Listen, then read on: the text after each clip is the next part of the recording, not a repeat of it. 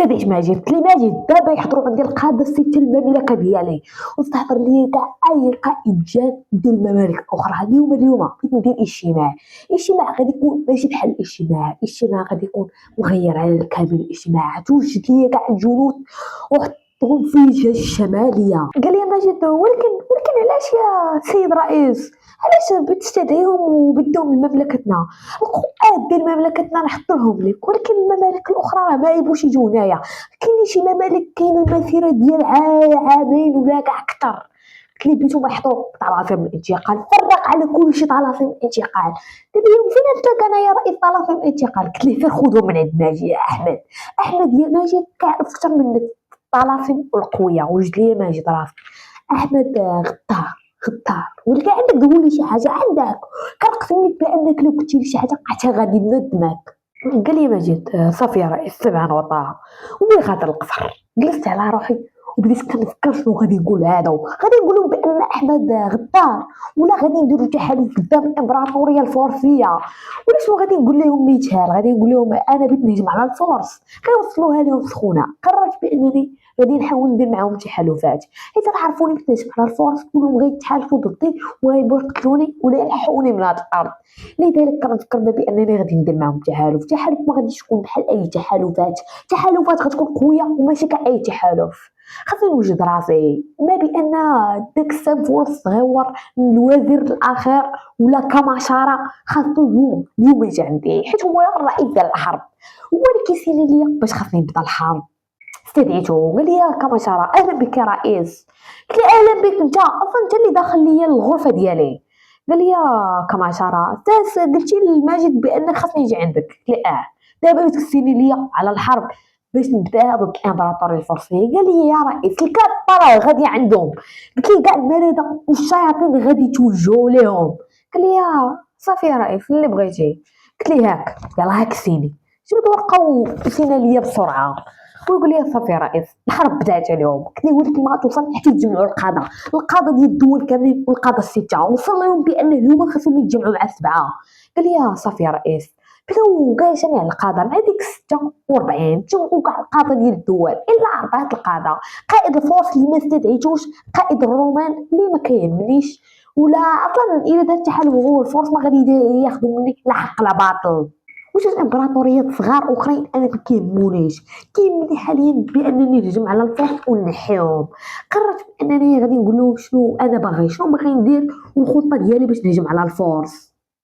دق 50 كاع القاده بداو كيدويو مع راسهم ماشي بان هذا، حيت عارفين الا رفضوا لي اي قرار غتنوض عليهم العافيه. قال لي يا ماجد هما كاع القاده تجمعوا لك. قلت ليه دابا باش تجمع لي كاع الجنود وحطوا كاملين على الجهه الشماليه بيجوا كاملين يكونوا في ناحيه الفرس. قال لي يا رئيس راه جاني قرار ما بانك تهجم على الفرس. قلت ليه ما كيتهمك تهجم على الفرس ولا ما نهجمش عليهم؟ دابا كيهمك تجمع لي الجيوش وتمشيو تقصدوا الفرس. قال لي ماشي دابا نقصدهم. قلت ليه ماشي دابا دابا جديتك تفهمني ماشي دابا حتى نامركم المهم دابا وجدوا الجنود.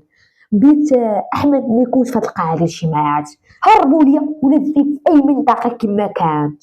قال لي يا رئيس ما كتشوفش راسك وليتي عصبي لدرجه كبيره؟ قلت له ما كيهمكش نكون عصبي ولا لا، خذ الجنود وحطهم في ناحيه الشمال بركه ما تبقى تفرع عليا راسي. يلا دير داكشي اللي طلب منك وسير في حالات. قال لي يا ماجد صافي يا رئيس سمعا وطاعه. بعد ما تجمعوا ديال القاده قلت لهم يا قاده يا مجموعين اليوم بيتقيم الحرب على الفرس ومنوا عليكم تدخلوا. كنقسم لكم لو احد منكم فكر يدخل النهايه ديالو غتكون عليه يديا. كاع القاده قالوا لي صافي كلشي غادي يكون ما على ما يرام وما تخاف حتى حد ما يدخل. قلت لهم صافي نصرفوا. شي واحد من القاده وقال هذا معيط لينا على والو بغى يغزو الفوز وحنا مالنا. قريت طولتهم فرقعتهم عن بكرة ابي يديه هو الاول تقطعوا لي يديه ورجليه وبعد منها كملت عليه قسمت ليه النص ديال الجسم ديالو والدم بدا كيغرغر. عيطت على ماجد اللي كنت هو داخل القاعه. قلت ليه خرج عليا الزمر هادو ودخل عليا الموظفين نطفوا الدمايات هادو اللي خليتهم هنا. قال لي صافي يا رئيس. عيطت على احمد قلت ليه احمد كتعرف المصير ديال الخائنين شنو هو؟ قال لي المصير ديال الخائنين الذبح واللعن عائلتهم مدى الحياه ومنعهم يدخلوا للعائله الملكيه. قلت له علاش خلتينا؟ علاش وصلتي للامر الفرس؟ عيطت على ماجد قلت لي صافي احمد سير. عيطت على ماجد، قال لي ماجد كيقلبوا الهجوم مرتجعه من الجهه الغربيه والشرقيه. احمد راه باينه غدار. وصلوني اخبار بان قال الفرس داكشي حنا اللي باغيين نديروه. قال لي صافي صافي يا رئيس، دابا غادي نمشيو نقصدوا الفرس من الجهه الغربيه والشرقيه. قلت له يلاه بداو. عيطت على احمد قلت له مالك خاين يا احمد؟ قال لي لا، هضرته بطونسون قطعت ليه يديه قبل ما يدير اي حاجه، ضربته في قلبه، فتحت ليه قلبه وقال لي يا رئيس علاش ضربتيني بالطلاسم اللي انا علمتها ليك؟ قلت له مالك تبلاصه معانا، انت يا خائن، انت انا خنتك. قريت عليه اخر طوسو مع اخر حرف فيه تفرقع مع احمد على بكره ابيه. عيط على الموظف قلت لهم نطفوا القصر كامل عن بكره ابيه وخلوني دابا باش نخرج انا في حالتي.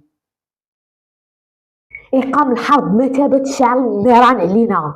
هذا هو كلام الفرس. صيفط لي رسالة كان مكتوب فيها بالحرف إقام الحرب علينا غادي يكون بغير مساواة عليكم، غادي تموتوا وكما أهلكم.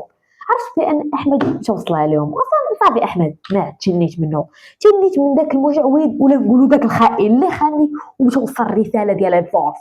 لكن هذا هو المسار، هذا هو المسار ديال أي واحد. كانت نقطة ديال الدم في النظر ديالي مسحتو بديت نطخ مع راسي. هذا هو المسار ديال اي واحد خان وخان الشعب ديالي، هذا هو المسار والمسار ديالهم كاملين. وجدوا الجيوش انطلقوا ناحيه الفرس. الحرب امام الفرس كانوا موجودين اعداد هائله، لا من جيوش ولا لا شاخ ما كاع ما عقلتش على سميتو ماجد. كريم ماجد رئيس ما كتشوفش الاعداد المهوله ديال الشياطين اللي عندهم؟ قلت لي ماجد جنب وبركه. قال لي راه هما كاينين في جبل كان كيشوف ومدهوش لدرجه كبيره. قلت لي ماجد صافي سيرو، اصلا النهايه ديالنا اليوم غتكون. بغيت نطلب لك يا ماجد واحد اللعيبه، سير للقصر وغد انت الملك وتهلا عليا اختي مريم، غادي نموت انا والجنود. انطلقنا ناحيتهم. قالت لي واحد من الجنود عارف امتى كيكون الموت حاجه زوينه؟ قال لي علاش؟ قلت لي فاش كنكونوا بين نموتوا على حاجه كنامنوا بها ولا كنبغوا نقاتلوا على حسابها. قال لي كيفاش؟ قلت لي دابا في راسك حنا راه غاديين للموت برجلينا. قال لي عارف، ولذلك هادو كاملين اللي محوطيننا يا رئيس راه كلهم غاديين فدا ليك. قلت لي انا راه غادي فدا للشعب، ولذلك اليوم غادي نوضوا الحرب، غادي نحاولوا نقصوهم وما تلجوش في القصر، غادي يجوا غادي يعطونا الند. قلت له هذا الكلام فقط باش ما يتاثرش وما يطلعش. نطلقوا تحول بهيئه كبيره ضخمه الجثه وعيني كانوا بيخرجوا. قال لي يا رئيس شوف كندير في الجوج. نطلق بكل سرعه، نطلقوا بدا كيمحي فيهم، كان قادر بسرعه يتحرك رغم الجسد ديالو كبير، كان كيقتل فيهم واحد مورا واحد، كان العدد ديالهم غادي وكيتزاد. ولكن الجوج ديالي بداو غاديين وكينقصوا حتى تسحبوا منهم المئات والمئات منهم. بقيت انا بوحدي انا وقائد الفرس. قال لي حضرتك واليوم غتكون النهايه. هبط عندي بواحد طولسون قلت ليه نطيفوا بالطرفين. قال لي شنو هي امنيتك؟ قلت لي امنيتي هي نقضي عليك وامنيتي الاخيره هي ندابز معاك. قال لي مرحبا بك، نموت انا وياك في اي حاجه انت كتبغيها. قلت له يلاه بدا. قريت طولسون قبل ما نكملوا تهلكوا عليا الشياطين وبداو كل واحد كيعض فيا جسم حتى مت عن ذكرى ابي الله يرحمني الله يرحم العجين.